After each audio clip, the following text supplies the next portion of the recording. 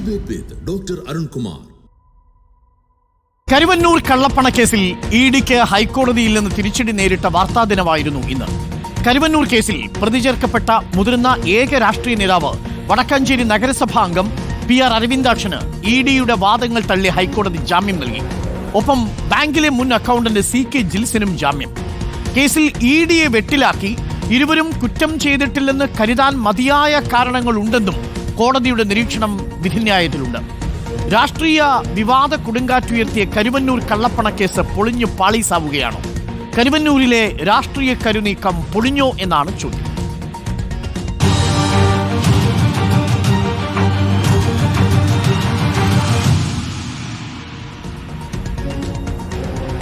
കരുവന്നൂർ കേസിൽ ജാമ്യം ലഭിച്ച CPM നേതാവ് PR അരവിന്ദാക്ഷൻ ഇന്നിപ്പോൾ ജയിൽ മോചിതനായി. ജാമ്യവ്യവസ്ഥകൾ ഉള്ളതിനാൽ കൂടുതൽ പ്രതികരിക്കാനില്ല എന്നാണ് PR അരവിന്ദാക്ഷൻ നമ്മൾ കണ്ടപ്പോൾ പറഞ്ഞത്. എല്ലാവരും പരമാവധി ആഘോഷിച്ചതല്ലേ എന്നും തെരഞ്ഞെടുപ്പിൽ പരമാവധി ഉപയോഗിച്ചില്ലേ എന്നുമായിരുന്നു CPM നേതാവായ അരവിന്ദാക്ഷന്റെ പ്രതികരണം. അതൊന്നും കേട്ടുവരാം. ഞാൻ പ്രതികരിക്കുന്നത് ശരിയല്ല എന്നുള്ളൊരു കാഴ്ചപ്പാടുണ്ട്. അത്യാവശ്യം നന്നായി ആഘോഷിച്ചില്ലേ തെരഞ്ഞെടുപ്പ്? പിന്നെന്താ ഗംഭീരമായിട്ട് വരുന്നുണ്ട്. ഞങ്ങൾ പറഞ്ഞാലേ പ്രശ്നമുള്ളൂ. അതിഥികളായി CPM പ്രതിനിധി അഡ്വക്കേറ്റ് KS അരുൺകുമാർ, ഒപ്പം BJP പ്രതിനിധി അഡ്വക്കേറ്റ് ഉല്ലാസ് ബാബു എന്നിവരാണ് നമുക്കൊപ്പം ചർച്ചയിൽ. ഇരുവർക്കും സ്വാഗതം. ഞാൻ ആദ്യം ഉല്ലാസ് ബാബുവിലേക്ക്. ഉല്ലാസ് ബാബു, കരുവന്നൂർ കേസിൽ ED കൊണ്ടുവന്ന എല്ലാ വാദങ്ങളും പൊളിഞ്ഞു പാളീസായോ? ഇരുവരും കുറ്റം ചെയ്തില്ല എന്ന് കരുതാൻ മതിയായ കാരണങ്ങളുണ്ട് എന്നാണ് ഹൈക്കോടതി പറഞ്ഞിരിക്കുന്നത്. EDയുടെ മുഖത്തേറ്റ പ്രഹരമാണോ കരുവന്നൂരിലെ കരുനീക്കം പാളിയോ? ഉല്ലാസ് ബാബു,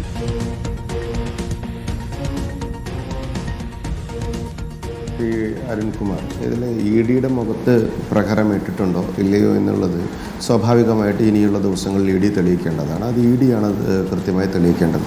കരുവന്നൂരിൽ 100% കള്ളത്തരം ഉണ്ടായിട്ടുണ്ടോ എന്നും കരുവന്നൂരിൽ ജനങ്ങളെ വഞ്ചിച്ചിട്ടുണ്ടോ എന്നും അതിനകത്ത് അഴിമതി നടന്നിട്ടുണ്ടോ എന്നുള്ളതും CPMൻ്റെ അടക്കം നേതാക്കന്മാർ കൃത്യമായിട്ട് നിങ്ങളോട് പറഞ്ഞിട്ടുള്ളതാണ്.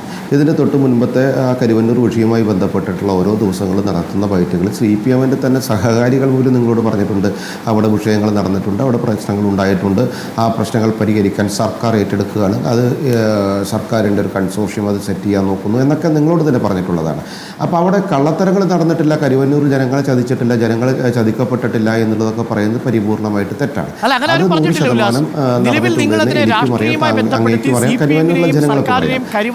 നടത്തിയ നീക്കത്തിനാണ് ഇന്ന് പ്രഹരമേറ്റത്. കരുവന്നൂരിൽ തട്ടിപ്പ് നടന്നിട്ടുണ്ട്. തട്ടിപ്പ് നടത്തിയവരെ ക്രൈംബ്രാഞ്ച് കേസ് രജിസ്റ്റർ ചെയ്ത് പുറത്തു കൊണ്ടുവന്നിട്ടുണ്ട്, അവരെ ശിക്ഷിച്ചിട്ടുണ്ട്. ഈ കേസിൽ കുറ്റപത്രം കൊടുത്തത് ക്രൈംബ്രാഞ്ചാണ്. അതിൽ കേസ് നടന്നിട്ടില്ലെന്ന് ആര് പറഞ്ഞു? പക്ഷെ നിങ്ങളതിനെ രാഷ്ട്രീയം ഉപയോഗിക്കാൻ ശ്രമിച്ചു. ഒരു MP തന്നെ പദയാത്ര നടത്തിയില്ലേ രാഷ്ട്രീയ ആരോപണം ഉന്നയിച്ച്?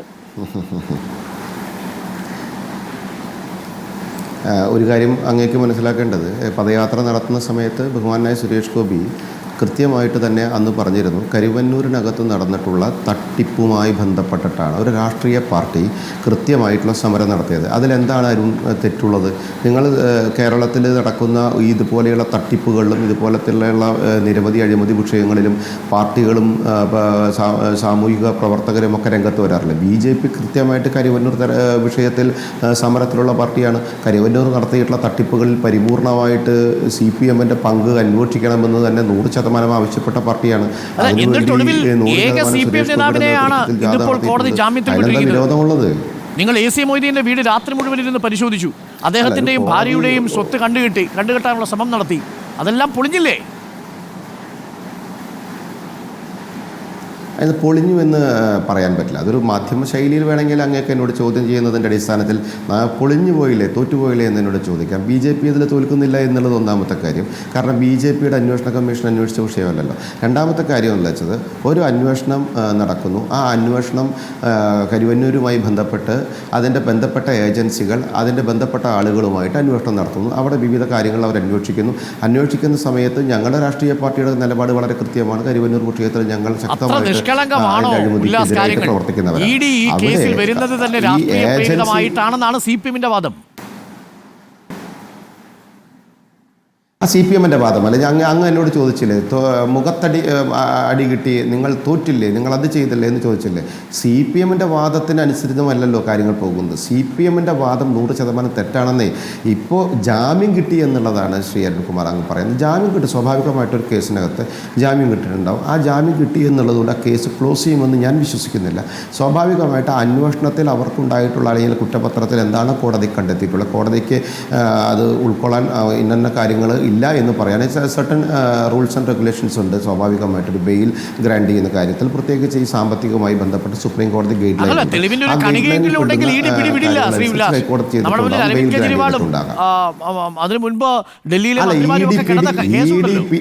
പിടിവിട്ടിട്ടൊന്നുമില്ല.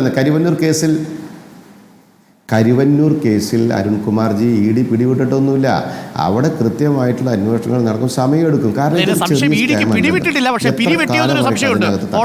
കൊണ്ടിരിക്കുന്നു.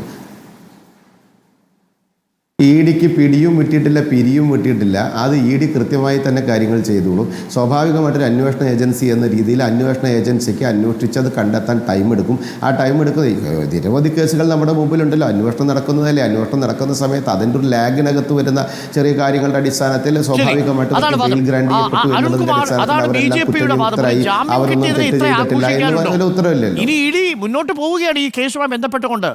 കർശന ഉപാധികളോടുകൂടിയാണല്ലോ ജാമ്യം അനുവദിച്ചിരിക്കുന്നത്. അതുകൊണ്ട് അദ്ദേഹത്തിന് മാധ്യമങ്ങളോട് പ്രതികരിക്കാൻ പോലും വിലക്കുണ്ടെന്നാണ് ഞാൻ മനസ്സിലാവുന്നത്. കരുവന്നൂർ കള്ളപ്പണക്കേസ് എന്നൊരു കേസില്ലല്ലോ എന്ന് നമുക്ക് പറയാൻ കഴിയില്ലല്ലോ. അങ്ങനൊരു കേസ് അവിടെയുണ്ട്. അതിൽ ചില ആളുകൾ കുറ്റക്കാരാണ്, പ്രതികളാണ്. അതിൽ CPM ബന്ധം ആരോപിക്കുന്നു. അത് അന്തിമ വിധി തീർപ്പാക്കുന്നത് വരെ ഇപ്പോഴും സംശയത്തിന് നിഴലിലാണ് അരവിന്ദാക്ഷൻ. ഡോക്ടർ അരുൺ, ഈ കേസിന് വളരെയധികം പ്രാധാന്യമുണ്ട്. നമ്മൾ എല്ലാ ഘട്ടത്തിലും പറയാറുണ്ടല്ലോ, EDയെ സംബന്ധിച്ചിടത്തോളം പ്രോസസ് ഈസ് ദ പണിഷ്മെൻറ്റ് എന്ന്. ഇന്ന് 1.25 വർഷം, അതായത് 14 മാസത്തെ തടവിന് ശേഷമാണ് അദ്ദേഹം പുറത്തിറങ്ങിയത്. ആ 14 മാസം കഴിഞ്ഞ് ബഹുമാനപ്പെട്ട ഹൈക്കോടതി പറഞ്ഞു ഒരു തെളിവും ഇല്ല എന്ന് കണ്ടെത്തിയിരിക്കുന്നു എന്ന് പറഞ്ഞു. ആ വാചകം ഞാൻ വായിക്കാം. This court is satisfied that there are reasonable grounds to hold that the petitioners have not committed the above offence. ഒരു കുറ്റവും ചെയ്തിട്ടില്ല എന്ന് പറഞ്ഞിട്ട് തന്നെയാണ് 26ാമത്തെ പാരഗ്രാഫ് കൺക്ലൂഡ് ചെയ്യുന്നത്. ഇതിൻ്റെ ഒരു പ്രത്യേകത, ലോക്കൽ പോലീസ് ED ഉദ്യോഗസ്ഥന്മാർക്കെതിരെ കേസ് രജിസ്റ്റർ ചെയ്യേണ്ടി വന്ന സാഹചര്യമുണ്ട്. ഇത് അതുപോലെ കള്ള തെളിവുണ്ടാക്കാൻ വേണ്ടി ജനപ്രതിനിധികളെയും ഉത്തരവാദിത്തപ്പെട്ട രാഷ്ട്രീയ പാർട്ടിയുടെ പ്രതിനിധികളെയും ക്രൂരമായി മർദ്ദിച്ച ഒരു കേസ് കൂടിയാണിത്. അതുപോലെ കള്ളത്തെളിവിൻ്റെ ഭാഗമായി മരണപ്പെട്ട ഒരു സ്ത്രീയുടെ അക്കൗണ്ടിലേക്ക് വന്ന പണം ശ്രീ അരവിന്ദാഷിൻ്റെ അമ്മയുടെ പേരിലേക്ക് വച്ച് കള്ളത്തെളിവുണ്ടാക്കാൻ ശ്രമിച്ച തെളിവുകളുണ്ട്. നമുക്കറിയാം, ഏറ്റവും ആദ്യം പലതവണ ED അരവിന്ദാഷിനെ ചോദ്യം ചെയ്യാൻ വിളിച്ചു. ആ ചോദ്യം ചെയ്യാൻ വിളിച്ചപ്പോൾ പറഞ്ഞു ഇനി പുറം ലോകം കാണില്ല, ഈ മുറി കണ്ടോ, ഇത് സാധാരണ പോലീസ് സ്റ്റേഷൻ അല്ല എന്ന് പറഞ്ഞ് ക്രൂരമായി പെരുമാറി. മകളുടെ വിവാഹം മുടക്കുമെന്ന് പറഞ്ഞു. അതുപോലെ Shri AC Moideen, Shri PK Biju, MK Kannan എന്നിവർക്കെതിരെ നിർബന്ധിച്ച് മൊഴി തരണമെന്ന് പറഞ്ഞ് ഭീഷണിപ്പെടുത്തി. അതുപോലെ സഖാവ് AC മൊയ്തീന് PFI ബന്ധമുണ്ട് എന്ന് പറഞ്ഞ് മൊഴി തരണം എന്ന് പറഞ്ഞ് എഴുതി കൊണ്ടുവന്ന മൊഴിയിൽ ഒപ്പിടാൻ ശ്രമിച്ചു. സ്വപ്നയും ശിവശങ്കരനെയും ചോദ്യം ചെയ്ത മുറിയാണെന്നും പറഞ്ഞ് ഒരു മുറി കാണിച്ച് പേടിപ്പിച്ചു. മകളുടെ വിവാഹ നിശ്ചയം നടക്കുന്ന ദിവസം അറസ്റ്റ് ചെയ്യുമെന്ന് പറഞ്ഞുകൊണ്ട് അദ്ദേഹത്തെ ഭീഷണിപ്പെടുത്തി. അതുപോലെ AC മൊയ്തീൻ ചാക്കിൽ കെട്ടി പണം കൊണ്ടുവന്ന് വീട്ടിലേക്ക് കൊണ്ടുപോകുന്നത് കണ്ടു എന്ന് മൊഴി പറയണം എന്ന് പറഞ്ഞു. അതുപോലെ തന്നെ ഇല്ലെങ്കിൽ മക്കളെയും മരുമക്കളെയും ഒക്കെ ഈ ഹാജരാക്കേണ്ടി വരും ഈ പോലീസ് സ്റ്റേഷനിൽ. അതായത് വിവാഹം കഴിച്ച് വരാൻ പോകുന്ന മരുമകനെ വരെ കള്ളക്കേസിൽ കൊടുക്കും എന്ന് പറഞ്ഞ് ഭീഷണിപ്പെടുത്തി. കൊന്നാലും കള്ളം പറയില്ലെന്ന് പറഞ്ഞപ്പോൾ ക്രൂരമായിട്ട് മർദ്ദിച്ചു. അന്ന് നമ്മളെല്ലാം ചർച്ചയുടെ ഭാഗമായിട്ട് ചർച്ച ചെയ്തതാണ്. അകത്തുനിന്നും ഹിന്ദി സംസാരിക്കുന്ന ഒരു ഉദ്യോഗസ്ഥൻ വന്ന് കുനിച്ചു നിർത്തി കഴുത്തിന് നന്നായിട്ട് ഇടിച്ചു. അതുപോലെ വലിയ മുളവടി കൊണ്ട് കയ്യിൽ തുടർച്ചയായിട്ട് അടിച്ചു. അദ്ദേഹം ആ ചോദ്യം ചെയ്യൽ കഴിഞ്ഞ് നേരെ ആശുപത്രിയിൽ പോയി അഡ്മിറ്റ് ചെയ്തു. ആ ഹോസ്പിറ്റലിൽ നിന്നുള്ള ഇന്റിമേഷന്റെ ഭാഗമായിട്ട് ലോക്കൽ പോലീസ് കേസ് രജിസ്റ്റർ ചെയ്തു. ED ഉദ്യോഗസ്ഥന്മാർക്കെതിരെ കേസ് രജിസ്റ്റർ ചെയ്തു. അന്ന് ഇവിടെ പല പ്രതിനിധികളൊക്കെ വന്ന് പറഞ്ഞു, ഇതര രാഷ്ട്രീയ നേതാക്കന്മാർ പറഞ്ഞു, ED ഉദ്യോഗസ്ഥന്മാർക്കെതിരെ ലോക്കൽ പോലീസിന് കേസ് രജിസ്റ്റർ ചെയ്യാൻ അധികാരമുണ്ടോ? എന്തു തോന്നിവാസമാണ് കേരളത്തിലെ LDF ഗവൺമെന്റ് ചെയ്തത്? പിന്നെ അത് കോടതി കയറി നമ്മുടെ മുന്നിലുണ്ട്. അപ്പോൾ കള്ള തെളിവുണ്ടാക്കാൻ എത്ര ക്രൂരമായിട്ടുള്ള മാർഗവും സ്വീകരിക്കും എന്നതിന് ഒന്നാമത്തെ തെളിവ്. രണ്ടാമത്തെ തെളിവ് ചന്ദ്രമതി PK, ശ്രീ ഇദ്ദേഹത്തിൻ്റെ അമ്മയുടെ പേരാണ്. പക്ഷേ മറ്റൊരു ചന്ദ്രമതി, അതായത് 1/1/2022 മരണപ്പെട്ട മറ്റൊരു ആധാർ കാർഡ്, റേഷൻ കാർഡുള്ള ഒരു ശ്രീജിത്ത് എന്ന് പറയുന്ന ഒരു യുവാവിൻ്റെ അമ്മയായ ചന്ദ്രമതിയുടെ അക്കൗണ്ടിലേക്ക് 63,56,000 രൂപ വന്നപ്പോൾ അത് അരവിന്ദാഷിൻ്റെ അമ്മ ചന്ദ്രമതിയുടെ പേരിലാണ് എന്നും അത് വലിയ കള്ളപ്പണം, ഈ പ്രൊസീഡ്സ് ഓഫ് ക്രൈമിൻ്റെ ഭാഗമായിട്ട് വന്ന കള്ളപ്പണമാണെന്നും പറഞ്ഞ് കള്ളത്തെളിവ് ഉണ്ടാക്കിയില്ലേ? അവസാനം ഇത് സ്വന്തം അമ്മയല്ല വേറൊരു അമ്മയുടെ പേരിൽ വേറൊരു സ്ത്രീയുടെ പേരിൽ വന്ന പണമാണ്, തെളിവ് സഹിതം ആധാർ കാർഡും റേഷൻ കാർഡും ബാങ്ക് അക്കൗണ്ടും എല്ലാം കൊണ്ടുവന്ന് ഈ പ്രതി തന്നെ തെളിയിച്ചപ്പോൾ ഈ ഹൈക്കോടതി ഉത്തരവിൽ പറഞ്ഞിട്ടുണ്ട് ആ വാദം ഈ കംപ്ലൈന്റ് ആയ ED തന്നെ പിൻവലിച്ചു എന്ന് പറയുന്ന സാഹചര്യമുണ്ടായി. ഇവിടെ 121 ഈ രാജ്യത്തെ നേതാക്കന്മാർക്കെതിരെ കേസെടുക്കുമ്പോൾ അതിൽ 115 പ്രതിപക്ഷ നേതാക്കന്മാർക്കെതിരെ കേസെടുക്കുകയും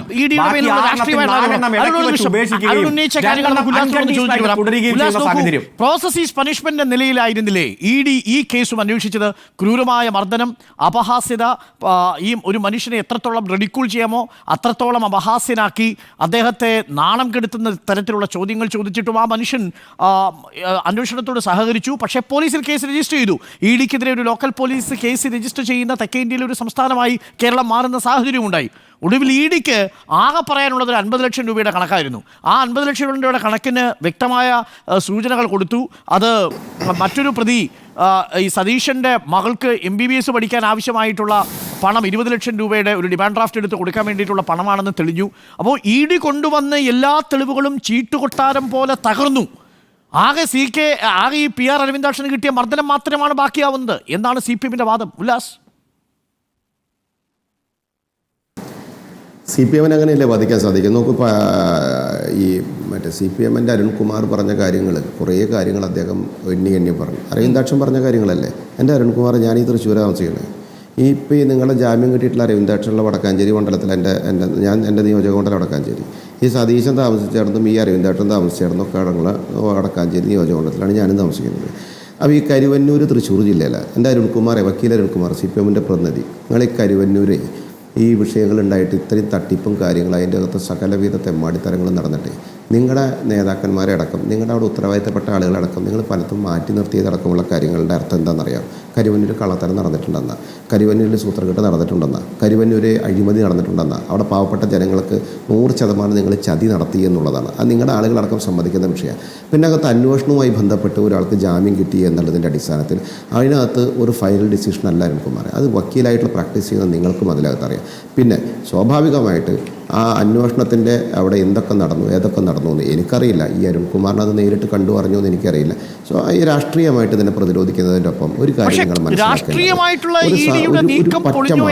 സമൂഹത്തിനെ 100% ചതിച്ച കോടതിയുടെ ഇന്നത്തെ വിധിയുടെ 26ാമത്തെ രാഷ്ട്രീയമായി നീക്കുക എന്നുള്ളത് കുറ്റം ചെയ്തതായി തെളിയിക്കാൻ മതിയായ രേഖകളില്ല എന്ന് കോടതി പറയുമ്പോൾ, മാത്രമല്ല ഇവർ കുറ്റം ചെയ്തിട്ടില്ല എന്നുള്ളതിന് മതിയായ കാരണങ്ങളുണ്ടെന്ന് കോടതി വിശ്വസിക്കുന്നു. അപ്പോൾ EDയുടെ കയ്യിൽ ഒന്നുമില്ല. രണ്ട് കാര്യങ്ങളാണ് അരുൺകുമാർ. ഒരു അന്വേഷണം നടക്കുന്ന സമയത്ത്, അന്വേഷണത്തിൻ്റെ വഴി നീങ്ങുന്ന സമയത്ത് അതിൻ്റെ ഇൻബിറ്റ്വീൻ നടക്കുന്ന കാര്യങ്ങളിൽ സ്വാഭാവികമായിട്ട് അവർക്ക് കൊടുത്തിട്ടുള്ള കാര്യങ്ങളിൽ കോടതിക്ക് ഒരു പക്ഷേ അങ്ങനെ തോന്നിയിട്ടുണ്ട്. പക്ഷേ നോക്കൂ, അരുൺ നേരത്തെ സൂചിപ്പിച്ചതുപോലെ ചന്ദ്രമതി എന്ന ഇല്ലാത്ത ഒരു അമ്മയുടെ അക്കൗണ്ടിലേക്ക് 63 ലക്ഷം രൂപ വന്നു എന്ന് ഈ ED ആദ്യം ഒരു കംപ്ലൈൻറ്റ് ഉന്നയിച്ചിരുന്നില്ലേ? അത് ചാർജ് ഷീറ്റിൽ ആദ്യം ഉൾപ്പെടുത്താൻ പോയില്ലേ? പിന്നീട് കൊടുത്ത അന്തിമമായ ചാർജ് ഷീറ്റിൽ ആ ചന്ദ്രമതിയുടെ പേര് ഒഴിവാക്കിയല്ലോ. മാധ്യമങ്ങളെല്ലാം അത് ആഘോഷിച്ചല്ലോ. PR അരവിന്ദാക്ഷൻ്റെ അമ്മ ചന്ദ്രമതിയുടെ അക്കൗണ്ടിലേക്ക് 63 ലക്ഷം രൂപ വന്നു. ആകെ 90,000 രൂപ മാത്രം വാർഷിക വരുമാനമുള്ള ഒരു കൗൺസിലറുടെ അമ്മയ്ക്ക് എങ്ങനെയാണ് 63 ലക്ഷം രൂപ വരുന്നത് എന്ന് ചോദ്യം നിങ്ങളടക്കം പാടി നടന്നില്ലേ? ഒടുവിൽ നിങ്ങൾക്കടക്കം അത് പിൻവലിക്കേണ്ടി വന്നില്ലേ ഉല്ലാസ്? അപ്പോൾ ചന്ദ്രമതിയുടെ പേരിൽ കള്ളക്കണക്കുണ്ടാക്കി, മർദ്ദിച്ചു, അപഹസിച്ചു, മകളെയും മരുമകനെയും കേസിൽ കൊടുക്കുമെന്ന് ഭീഷണിപ്പെടുത്തി. ഇതൊക്കെ അരവിന്ദാക്ഷൻ പറഞ്ഞ കാര്യങ്ങളല്ല ഞാൻ ചോദിക്കണത്. ഈ മാധ്യമങ്ങൾ ആഘോഷിച്ചു, മാധ്യമങ്ങൾ നിങ്ങളല്ലേ ആഘോഷിച്ചത്, ഞങ്ങളല്ലല്ലോ. BJP പടക്കം പൊട്ടിക്കലോ പൂത്തിരി കത്തിക്കലോ ഒന്നും ഉണ്ടായിട്ടില്ലല്ലോ.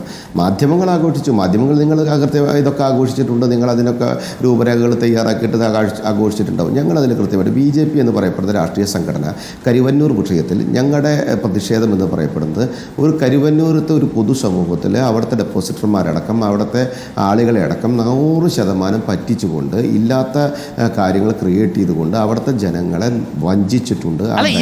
സുരേഷ് ഗോപി ഒരു പദയാത്ര നടത്തിയത് ക്രൈംബ്രാഞ്ച് കേസ് രജിസ്റ്റർ ചെയ്ത് അറസ്റ്റ് ചെയ്തവരെ അല്ലാതെ വേറെ ഒരാളെയും കണ്ടെത്താൻ EDക്ക് കഴിഞ്ഞിട്ടില്ലല്ലോ. അങ്ങനെ ED കണ്ടെത്തിയ PR അരവിന്ദാക്ഷനെയും വിൽസനെയുമാണല്ലോ ഇപ്പോൾ പുറത്തുവിട്ടത്.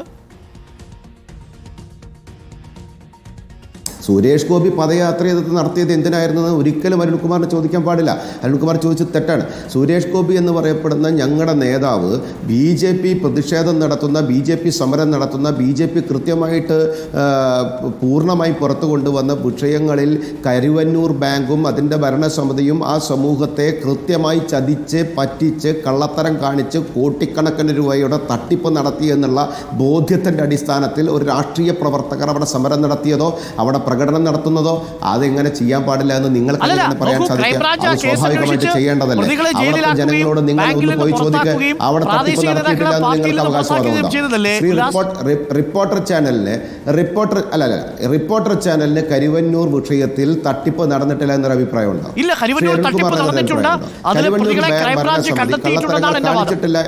നടന്നിട്ടുണ്ട്. അപ്പോൾ അങ്ങനെ ഒരു തട്ടിപ്പ് ഇടതുപക്ഷത്തിൻ്റെ നേതൃത്വത്തിലുള്ള ഭരണ സംവിധാനം ഇരിക്കുന്ന കരുവന്നൂർ ബാങ്കിൽ ഒരു തട്ടിപ്പ് നടത്തുമ്പോൾ BJPയുടെ നേതൃത്വത്തിൽ സമരം നടത്തിയത് എന്തിനായിരുന്നു എന്ന് ചോദിക്കാനുണ്ടായിട്ടുള്ള എന്തായിരുന്നു അങ്ങക്ക്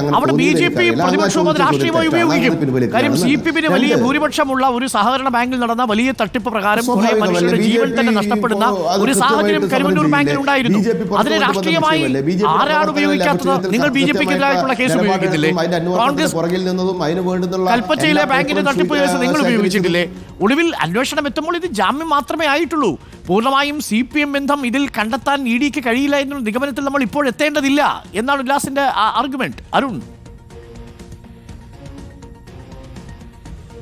ഡോക്ടർ അരുൺ, ഇവിടെ കരുവന്നൂർ ബാങ്കുമായി ബന്ധപ്പെട്ടുകൊണ്ട് ഒരു തട്ടിപ്പും നടന്നില്ല എന്ന് ഒരാളും പറഞ്ഞിട്ടില്ല. 27 കേസുകൾ രജിസ്റ്റർ ചെയ്തത് സഖാവ് പിണറായി വിജയൻ നേതൃത്വം കൊടുക്കുന്ന LDF ഗവൺമെന്റിന് കീഴിലുള്ള ക്രൈംബ്രാഞ്ച് തന്നെയാണ്. അതിലെ മുഴുവൻ പ്രതികളെ അറസ്റ്റ് ചെയ്ത് 1 വർഷത്തിലധികം ജയിലിലടച്ചു. അതുപോലെ ഈ പണം റിക്കവറി നടത്താൻ, അതായത് കൃത്യമായിട്ടുള്ള വാല്യുവേഷൻ ഇല്ലാതെ ലോൺ അനുവദിച്ചു, ഭരണസമിതി എന്ന രൂപത്തിൽ കൃത്യമായിട്ടുള്ള പരിശോധന നടത്തിയില്ല, ആൾമാറാട്ടം നടത്തി തെറ്റായിട്ടുള്ള അഡ്രസ്സിൽ ലോൺ കൊടുത്തു. അത്തരത്തിലുള്ള വിവരങ്ങളെല്ലാം 27 പ്രധാനപ്പെട്ട കേസ് രജിസ്റ്റർ ചെയ്ത് ആ പണം തിരിച്ചുപിടിക്കാനുള്ള മാർഗവുമായി ഗവൺമെന്റ് മുന്നോട്ട് പോകുമ്പോഴല്ലേ ED വന്നത്? EDക്ക് വരാൻ എന്താ കാരണം? പ്രൊസീഡ്സ് ഓഫ് ക്രൈമിന്റെ പേരിൽ കള്ളപ്പണം ഉണ്ടെങ്കിൽ മാത്രമല്ലേ EDക്ക് വരാൻ കഴിയൂ. 16,000 ബാങ്കുകളുണ്ട് കേരളത്തിൽ. 10-35 ബാങ്കിൽ കേരളത്തിൽ, ഞാൻ പറയട്ടെ മിസ്റ്റർ 10-35 ബാങ്കുകളിൽ കേരളത്തിൽ പലതരത്തിലുള്ള തട്ടിപ്പുകൾ ഇടയ്ക്കിടയ്ക്ക് പുറത്തു വന്നു. കുറച്ച് പുറകിലേക്ക് നോക്കിയാൽ അത്തരത്തിൽ തെറ്റായ പ്രവണത, സഹകരണ മേഖലയെ തകർക്കാൻ നടത്തുന്ന ശ്രമത്തെ രാഷ്ട്രീയ ഭേദമന്യേ നേരിട്ട ചരിത്രമല്ലേ ഈ കേരളത്തിനുള്ളത്? അപ്പൊ കരുവന്നൂർ ബാങ്കിൽ അത്തരത്തിലൊരു തട്ടിപ്പുണ്ടെങ്കിൽ അത് കണ്ടുപിടിച്ച് പുറത്തു കൊണ്ടുവന്നുകൊണ്ടിരുന്ന കേരള പോലീസിനെയും ക്രൈംബ്രാഞ്ചിനെയും അങ്ങ് മാറ്റി നിർത്തി ഞങ്ങൾ ED അങ്ങ് കൊണ്ടുവന്ന തൃശ്ശൂർ പിടിക്കാൻ വേണ്ടിയിട്ടുള്ള സാഹചര്യം ഒരുക്കി. എന്തൊക്കെയായിരുന്നു പറഞ്ഞത്? ഇവിടെ നാഷണൽ കോർപ്പറേറ്റ് ബാങ്കുകൾക്ക് വളരാൻ വേണ്ടിയിട്ടുള്ള സാഹചര്യം ഒരുക്കാൻ, ഈ സഹകരണ പ്രസ്ഥാനത്തെ ആകെ തകർക്കാനുള്ള അജണ്ടയുമായി ശ്രീ സുരേഷ് ഗോപി അടക്കമുള്ളവർ രംഗത്തിറങ്ങിയില്ലേ? എത്ര പ്രചരണം നടത്തി? എന്നിട്ട് എന്തായി എന്നാണ് ചോദ്യം. 15 മാസം 20 മാസമാണ് ക്രൈംബ്രാഞ്ച് അന്വേഷിച്ച കേസിലെ രേഖ കൊണ്ടുപോയി ED ഒരു മുറിയിൽ പൂട്ടിവെച്ചത്. ആ പൂട്ടിവെച്ചത് എന്തിനാ? ഞാൻ പറയട്ടെ മിസ്റ്റർ, താങ്കളുടെ സമയത്ത് പറഞ്ഞോളൂ. ഞാൻ പറയുന്നതിൽ എന്തെങ്കിലും താങ്കൾ ചൂണ്ടിക്കാണിച്ചോളൂ. ഞാൻ പറയട്ടെ. അല്ല ഞാൻ പറയട്ടെ, താങ്കൾ സമരം നടത്തിക്കോളൂ. ഞാൻ പറയട്ടെ, അതായത് ഒരു 2 കൊല്ലത്തോളം കേരളത്തിന്റെ പോലീസ് അന്വേഷിച്ച കേസിലെ രേഖ കൊണ്ടുപോയി എടുത്തുകൊണ്ട് വെച്ച് ED പൂട്ടി വയ്ക്കുകയാണ്. അതായത് ഒരു അന്വേഷണം നടക്കരുത്, ചില പുകമറ സൃഷ്ടിക്കണം. മറ്റെല്ലാ സംസ്ഥാനങ്ങളിലും പ്രതിപക്ഷത്തെ തകർക്കാനും പ്രതിപക്ഷ പാർട്ടികളെ പിളർക്കാനും ഉപയോഗിക്കുന്ന പോലെ EDയെ കേരളത്തിൽ ഉപയോഗിക്കണം. അതിനുവേണ്ടി സാഹചര്യം ഒരുക്കിയില്ലേ? ഫയലുകൾ എടുത്ത് പൂട്ടിവെച്ചത് എന്തിനാണെന്നൊരു ചോദ്യം കൂടിയുണ്ട്. അതിനുകൂടി മറുപടി ഉല്ലാസ് നൽകും ഒരു ഇടവേളയ്ക്ക് ശേഷം. കരുവന്നൂരിൽ EDയുടെ രാഷ്ട്രീയ കരുനീക്കം പാളിയു എന്നാണ് ചോദ്യം. ഉല്ലാസ് ബാബുവും KS അരുൺകുമാറുമാണ് നമ്മുടെ അതിഥികൾ. ഉല്ലാസ് ബാബു, അരുൺകുമാർ ചോദിച്ച ചോദ്യം പ്രസക്തമല്ലേ? ക്രൈംബ്രാഞ്ച് നടത്തിയ അന്വേഷണത്തിലല്ലേ 27 കേസുകൾ ഇട്ടത്, ഈ പ്രതികളെ മുഴുവൻ പ്രതി ചേർത്തത്, അവരെ ജയിലിൽ അടച്ചത്, അവരിൽ നിന്ന് റിക്കവറി പ്രോസസ്സ് സ്റ്റാർട്ട് ചെയ്തത്? ഒടുവിൽ ആ ക്രൈംബ്രാഞ്ച് നടത്തിയ അന്വേഷണത്തിന്റെ എല്ലാ ഫയലുകളും ED പിടിച്ചുവെച്ച് ക്രൈംബ്രാഞ്ചിന്റെ അന്വേഷണത്തെ പോലും തടസ്സപ്പെടുത്തിയില്ലേ? ആ നീക്കങ്ങളെല്ലാം പാളി എന്നല്ലേ ഇപ്പോൾ ഈ കോടതി വിധിയിലൂടെ മനസ്സിലാക്കേണ്ടത്? EDക്ക് എന്തിന്റെ ആവശ്യമായിരുന്നു?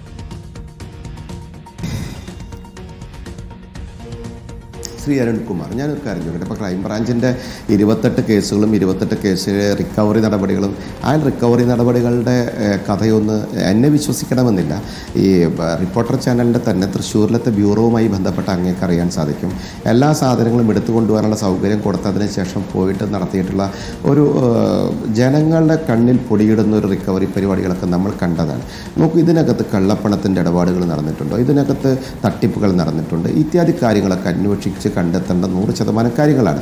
ഞങ്ങളുടെ രാഷ്ട്രീയ പാർട്ടിയെ സംബന്ധിച്ചിടത്തോളം ഞങ്ങൾ കരിവന്നൂരിൽ ഇവർ നടത്തിയ തട്ടിപ്പ്, ഇവർ എന്ന് എന്തുകൊണ്ടാണ് ശ്രീ അഡ്വക്കേറ്റ് അരുൺകുമാറിനെ പറയുന്നത്? ഇവരുടെ രാഷ്ട്രീയ സംഘടനയാണ് അവിടുത്തെ ഭരണ സംവിധാനത്തിന് നേതൃത്വം കൊടുക്കുന്നത്. ഇവരുടെ പാർട്ടി അന്വേഷണ കമ്മീഷനെ വെച്ചത് തന്നെ അതിൻ്റെ അടിസ്ഥാനത്തിലാണല്ലോ. അപ്പോൾ മീൻസ് പാർട്ടി അന്വേഷണ കമ്മീഷൻ. അപ്പോൾ സ്വാഭാവികമായിട്ടും ഇവരുടെ കമ്മിറ്റി ഇരയായിട്ടുള്ള ജനങ്ങളോടൊപ്പം തന്നെ ഒരു തടസ്സവാദത്തിന്റെ ആവശ്യമില്ല. ഇവരുടെ പാർട്ടി കമ്മീഷൻ വെച്ചിട്ടില്ല, അതൊക്കെ നുണ പറയാം. ഒരു തടസ്സവാദത്തിന്റെ ആവശ്യമില്ല അതിനകത്ത്. ഡോക്ടർ അരുൺ ഒറ്റ മിനിറ്റ് ഡോക്ടർ അരുൺ, ഈ കരിവണ്ണൂർ കേസ് അന്വേഷിക്കാൻ ഇ.ഡി. കാണിച്ച ഇൻട്രസ്റ്റിന്റെ 100% ഇൻട്രസ്റ്റ് ആ കൊടകര കേസിൽ കാണിച്ചിരുന്നുവെങ്കിൽ ആ കൊടകര കേസിൽ 3.5 കൊല്ലമായി ഇ.ഡി. അടയിരിക്കുന്ന സാഹചര്യം, ഒരടി പോലും മുന്നോട്ട് പോകാത്ത സാഹചര്യം ഉണ്ടാകുമായിരുന്നോ? ഹൈക്കോടതി നാളെ കഴിഞ്ഞ് പരിഗണിക്കുകയാണ് ആ കേസ്. കാരണം അതെ, അന്വേഷിച്ച് കൃത്യമായ റിപ്പോർട്ട് കൊടുത്തു, ചാർജ് കൊടുത്തു, അന്വേഷിച്ചുകൊണ്ടിരിക്കുന്ന ഒരു കേസിൽ പോയി പരമാവധി ഇടപെട്ട് കൊളവാക്കി. അതിപ്പോ ഹൈക്കോടതിയുടെ നേരിട്ടു. അല്ല ഡോക്ടർ അരുൺകുമാറെ, ഇ.ഡിയോ ക്രൈംബ്രാഞ്ചോ ഇവിടുത്തെ പോലീസ് സംവിധാനങ്ങളോ എല്ലാം വളരെ കൃത്യമായിട്ട് എല്ലാ കേസുകളും അന്വേഷിച്ചോട്ടെ. അതിലൊരു പ്രയാസവുമില്ല. ഒരു ജാമ്യം കിട്ടുന്നതോടുകൂടി ഈ കരിവന്നൂരിൽ ഒന്നും നടന്നിട്ടില്ല എന്ന് പറയപ്പെടുന്ന വാക്യം തെറ്റാണെന്ന്. ഞങ്ങളുടെ പാർട്ടി ഒരു പ്രതിരോധത്തിലുമില്ല. ഞങ്ങളുടെ പാർട്ടിയല്ല ഇ.ഡിയുടെ ഹെഡ്, ഞങ്ങളുടെ പാർട്ടി അധ്യക്ഷനല്ല ഇ.ഡിയുടെ ഹെഡ്. ഞങ്ങളുടെ കടലാസ് എഴുതി കൊടുക്കുന്നത് പ്രകാരമല്ല ഇ.ഡി പ്രവർത്തിക്കുന്നത്. പ്രതിപക്ഷ നേതാക്കൾക്കെതിരെയുള്ള കേസാ. 6 അന്വേഷിച്ചിട്ട് തെളിവും കണ്ടെത്തിയിട്ടില്ല. അല്ല, സ്വാഭാവികമായിട്ട് ഇ.ഡി അന്വേഷിക്കുന്ന കേസുകൾ ആരുടെ നേർക്കാണ് എങ്കിലും ഇ.ഡി അന്വേഷണ കേസുകൾ ഏത് കേസാണെങ്കിലും ഇ.ഡിയുടെ പണിയെടുക്കട്ടെ, അന്വേഷണ ഏജൻസികളുടെ പണിയെടുക്കട്ടെ.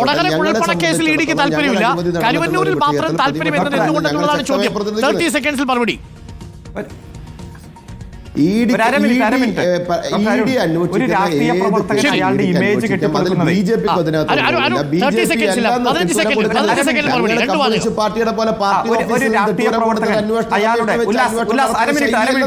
ഒരു രാഷ്ട്രീയ പ്രവർത്തകൻ അയാളുടെ ഇമേജ് കെട്ടിപ്പടുക്കുന്നത് വിദ്യാർത്ഥി പ്രസ്ഥാനത്തിലൂടെ, യുവജന പ്രസ്ഥാനത്തിലൂടെ, സമരങ്ങളിലൂടെ, ത്യാഗങ്ങളിലൂടെ എല്ലാമാണ്.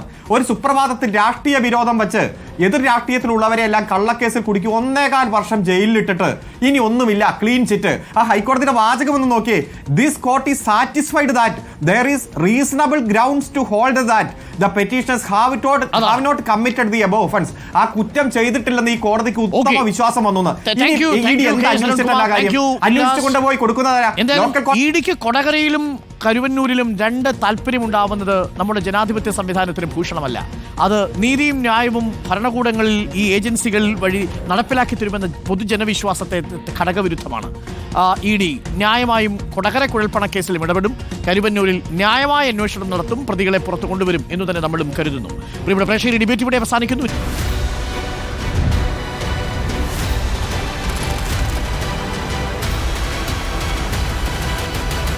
Debate with Dr. Arun Kumar.